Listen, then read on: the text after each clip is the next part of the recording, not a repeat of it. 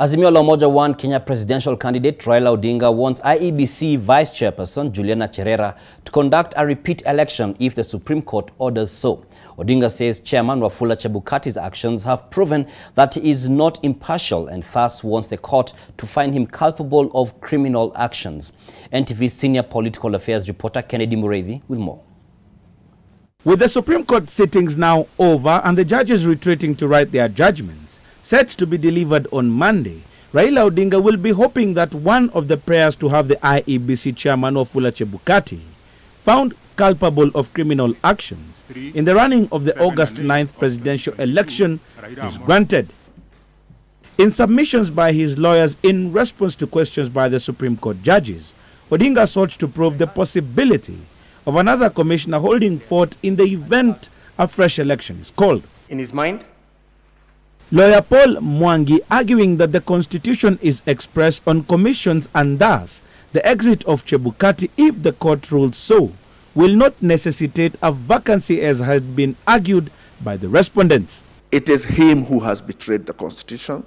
It is him who has seen a regulation which is so clearly unconstitutional, has refused to defend the Constitution, and instead feigned ignorance and purported to use an unconstitutional provision to exercise power. If there were to be ordered a repeat election, who would conduct it would go back to Article 250, Subarticle 10, because the Constitution provides for positions as vice chairpersons of all commissions.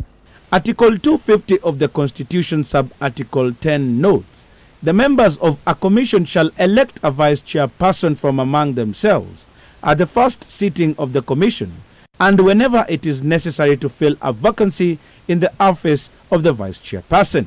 The court itself, in inherent powers, has the power to ensure that its orders are fully obeyed and fully executed.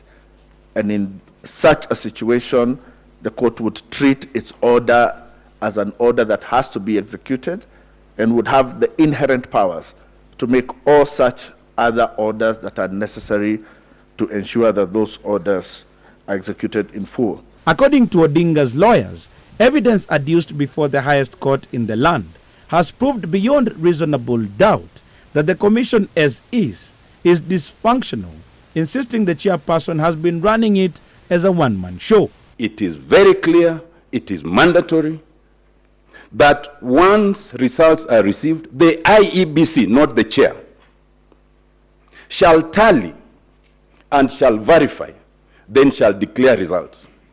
If the IEBC as an institution has not tallied, has not verified, then there are no results to be declared. There is an important duty on the court that if you find a serious violation, and we submit there are all these serious violations, it is important that the court makes a finding.